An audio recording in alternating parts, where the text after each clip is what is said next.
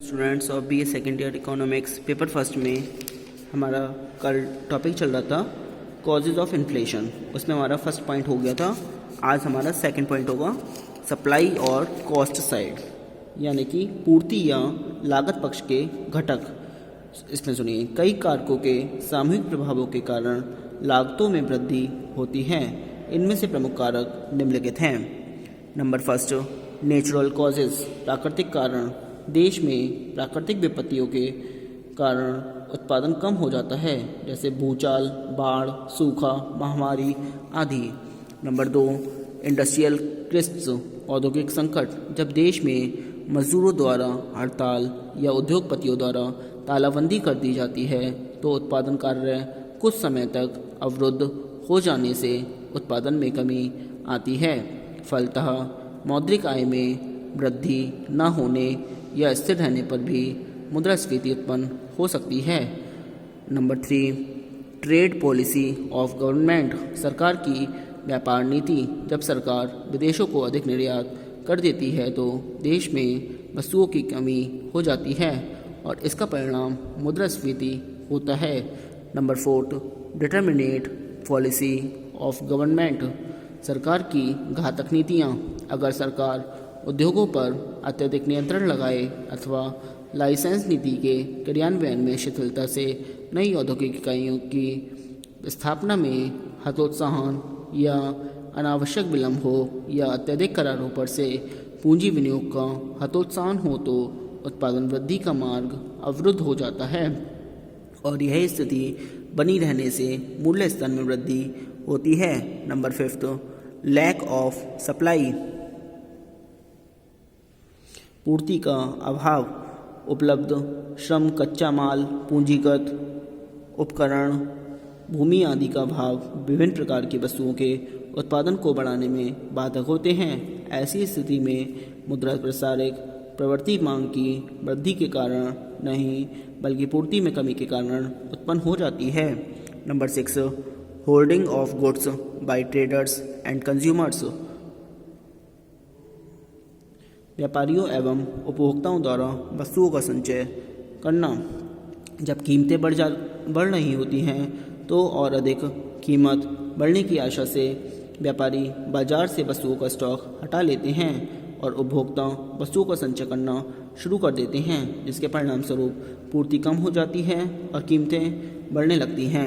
Number seventh, वार यानी कि युद्ध काल में उपभोग वस्तुओं के उत्पादन में कमी हो जाती है क्योंकि साधनों का प्रयोग युद्ध सामग्री में होने लगता है। इस कारण उपभोग वस्तुओं की कीमतों में वृद्धि हो जाती है। नंबर एट्थ, इंटरनेशनल कॉजेज़, अंतर्राष्ट्रीय कारण। विभिन्न देशों के एक दूसरे के साथ व्यापारिक संबंध होते हैं।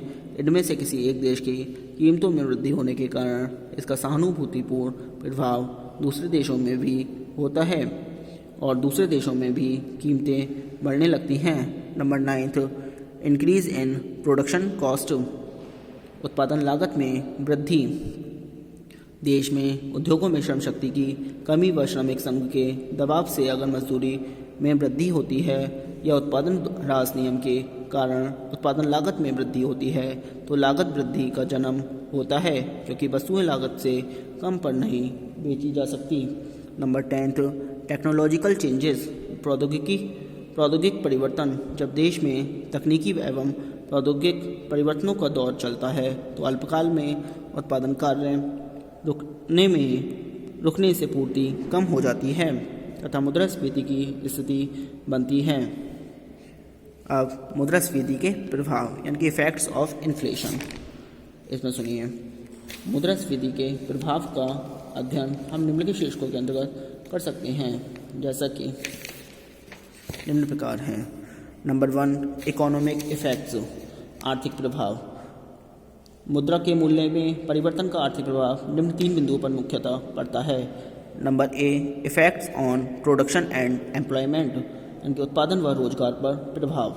साधारणतः मुद्रास्फीति से उत्पादन व रोजगार में वृद्धि होती है। मूल्य बढ़ने की अवधि में मुद्रा प्रसार लाभ की परिसीमा बढ़ जाती है क्योंकि कीमत में वृद्धि उत्पादन लागत में वृद्धि से अधिक तेजी से होती है। वस्तु की उत्पादन लागत में मजदूरी, लगान, ब्याज इत्यादि सम्मिलित रहता है, परंतु उनकी लागतों में वृद्धि इतनी तेज़ी से नहीं होती जितनी वस्तुओं के मूल्य में वृद्धि होती है। नंबर बी है effects on distribution of wealth, धन के पुनर्वितरण पर प्रभाव। मुद्रास्फीति का समाज के विभिन्न वर्गों पर निम्न प्रभाव पड़ता है। Number first, debtors and creditors class, ऋणी तथा ऋणदाता। ऋणी ऋणदाता से रुपया उधार लेकर भविष्य में ब्याज सहित लौटाने का वादा करता है, परंतु स्फीति के कारण जब कीमतें बढ़ जाती हैं अर्थात मुद्रा का मूल्य कम हो जाता है तो ऋणी वास्तविक रूप में रुपया कम वापस करता है और उसे लाभ होता है, परंतु ऋणदाता को हानि होती है। Number second, producers and businessman class, यानी कि उत्पादक व व्यापारी वर्ग। उत्पादक व व्यापारी वर्ग को स्फीति से लाभ होता है क्योंकि मूल्य बढ़ने पर स्टॉक के मूल्य अचानक बढ़ जाते हैं। यद्यपि आगतों के मूल्य बढ़ने के कारण इनकी उत्पादन लागतें भी बढ़ती हैं, लेकिन एक दो आगतों के मूल्य बढ़ने और उत्पादन के मूल्य बढ़ने में समानांतर होता है। आगत जो स्फीति से पूर्व खरीदे जा चुके हैं उनके मूल्य वृद्धि का लाभ उत्पादकों को मिल जाता है। नंबर थर्ड है इन्वेस्टर क्लास, विनियोगी वर्ग। विनियोगी वर्ग से हमारा आशय उन व्यक्तियों से है जो उद्योग और व्यापार में अपना धन लगाते हैं और उससे आय प्राप्त करते हैं। इस वर्ग को दो भागों में बांटा जा सकता है, निश्चित आय वाले विनियोगी और परिवर्तन आय वाले विनियोगी। निश्चित आय वाले विनियोगी होते हैं निश्चित आय प्राप्त करने वाले विनियोगी, जैसे ऋणपत्र के स्वामियों को मुद्रास्फीति में हानि उठानी पड़ती है क्योंकि वस्तुओं के मूल्य में वृद्धि हो जाने से वास्तविक आय घट जाती है। और परिवर्तन आय वाले विनियोगी हैं, इस वर्ग के व्यक्तियों को मुद्रास्फीति की दशा में लाभ होता है क्योंकि मौद्रिक आय भी व्यापार व व्यवसाय के लाभ के साथ साथ बढ़ जाती है, परंतु एक बात उल्लेखनीय है कि इस वर्ग की वास्तविक आय में कोई विशेष वृद्धि नहीं होती क्योंकि वस्तुओं का कीमत स्तर पर्याप्त ऊंचा हो जाने के कारण मुद्रा की क्रय शक्ति घट जाती है। नंबर फोर्थ, सैलरीज क्लास, वेतन आश्रित वर्ग। वेतन पाने वाले श्रमिक स्फीति काल में हानि उठाते हैं, हालांकि कीमतों में वृद्धि के साथ साथ उनके वेतन में भी वृद्धि होती है, परंतु उनके वेतन में उस अनुपात में वृद्धि नहीं होती जितनी वृद्धि उन वस्तुओं की कीमतों में होती है जिनको वे अधिक प्रयोग में लाते हैं। नंबर फिफ्थ, फार्मर्स क्लास, कृषक वर्ग। स्फीति में किसानों को लाभ होता है क्योंकि उनके उत्पादों का मूल्य बढ़ता है और उनकी लागतें ब्याज कर इत्यादि प्रायः पूर्ववत रहती हैं। लागतों में यदि वृद्धि होती भी है तो उतनी नहीं होती जितनी कीमतों में वृद्धि होती है, अतः किसानों को स्फीति काल में लाभ होता है।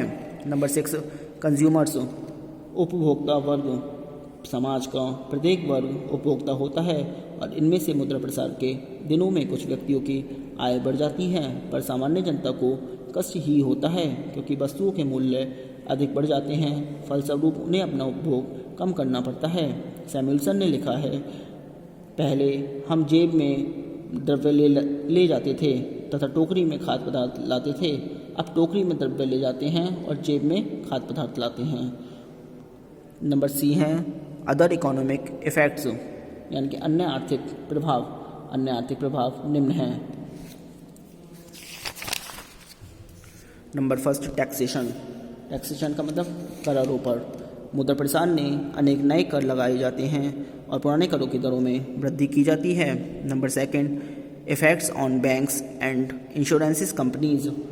बैंकिंग व बीमा कंपनी पर प्रभाव। नए नए बैंक बीमा कंपनियों की स्थापना होने लगती है और पुरानी संस्थाओं का विकास होता है। Number third, effects on imports and exports. आयात व निर्यात पर प्रभाव। आयात उत्साहित और निर्यात हतोत्साहित होते हैं क्योंकि देश में कीमत स्तर बढ़ जाता है। इसमें देश का व्यापार संतुलन प्रतिकूल हो जाता है। Number fourth, increased in non planned expenditure, यानी कि गैर आयोजित व्यय में वृद्धि। स्फीति के कारण गैर आयोजित व्यय का प्रतिशत भी निरंतर बढ़ रहा है। राज्य सहायताएं देने से समस्या का समाधान नहीं होगा, बल्कि राज्य सहायताएं प्रदान न करने पर कीमतों में अधिक वृद्धि होगी। Number fifth, high court economy. उच्च लागत अर्थव्यवस्था स्फीति का सबसे बड़ा प्रभाव उच्च लागत अर्थव्यवस्था सृजन के रूप में लक्षित होता है। इसके कारण हमारा अंतर्राष्ट्रीय प्रतियोगिता में टिक पाना कठिन होता जा रहा है। इस संदर्भ में हम निम्न तकनीकी स्तर, सार्वजनिक क्षेत्र की अक्षमता, उत्पादकता की तुलना में ऊंची मजदूरी की स्तर आदि को तो दोषी ठहराते हैं, लेकिन स्फीति को इसके लिए जिम्मेदार नहीं ठहराते।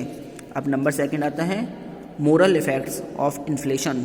इसमें यानी कि मुद्रास्फीति का नैतिक प्रभाव इसके निम्न प्रकार हैं। नंबर फर्स्ट है मोरल डाउनफॉल, यानी कि नैतिक पतन। ऊंचे मूल्यों से अधिक लाभ कमाने की दृष्टि से उत्पादक एवं व्यापारी अनैतिक कार्य करने लगते हैं। वस्तुओं की किस्म में कमी करना, निर्धारित मूल्यों से कीमत अधिक होना, मुनाफाखोरी, मिलावट तथा चोर बाजार में बेचने की प्रवृत्तियां नैतिक पतन लाती हैं। घूसखोरी को नंबर सेकंड है एनकरेजमेंट टू बिरबरी, घूसखोरी को प्रोत्साहन। सरकारी अधिकारियों में भी नियंत्रणों को लागू करने में रिश्वत एवं घूसखोरी को प्रोत्साहन मिलता है। Number third encouragement to speculation, यानी कि सट्टेबाजी को प्रोत्साहन। स्फीति के समय सट्टेबाजी की क्रियाओं में अपार वृद्धि हो जाती है और प्रत्येक व्यक्ति सट्टे की प्रवृत्ति की ओर आकर्षित होने लगता है। नंबर थर्ड सोशल इफेक्ट्स, यानी कि सामाजिक प्रभाव।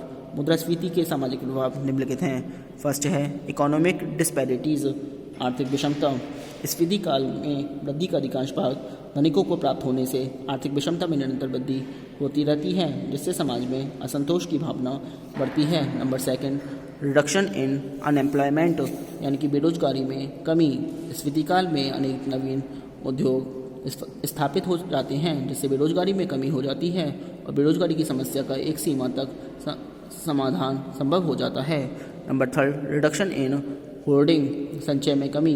भविष्य में मुद्रा की क्रय शक्ति के कम हो जाने के कारण जनता में धन संचय करने की प्रवृत्ति कम हो जाती है और वह वस्तुओं पर व्यय करने लगती है। नंबर फोर्थ स्ट्राइक्स, हड़तालें। जब कीमतें बढ़ती हैं तब मजदूर वर्ग अपनी मजदूरी बढ़ाने का प्रयत्न करता है, क्योंकि रहन सहन का स्तर खर्च बढ़ जाता है। इसके फलस्वरूप मूल्य वृद्धि के काल में प्राय हड़तालें होती रहती हैं। नंबर फोर्थ आता है पॉलिटिकल इफेक्ट्स, राजनीतिक प्रभाव। इसमें फर्स्ट है पॉलिटिकल रिवॉल्यूशन, यानी कि राजनीतिक क्रांति। मुद्रास्फीति के केवल आर्थिक तथा सामाजिक प्रभाव नहीं होते, इसके राजनीतिक परिणाम भी होते हैं। मुद्रास्फीति काल में जनता में सरकार के प्रति असंतोष बढ़ता है तथा तनावपूर्ण वातावरण उत्पन्न हो जाता है। Number second effects on individual freedom, व्यक्तिगत स्वतंत्रता पर प्रभाव। स्फीति काल में सरकार द्वारा तरह तरह के प्रतिबंध लगाने पर व्यक्तिगत स्वतंत्रता को आघात पहुंचता है तथा प्रजातंत्र अव्यावहारिक हो जाता है। आज के लिए इतना ही। Thank you very much.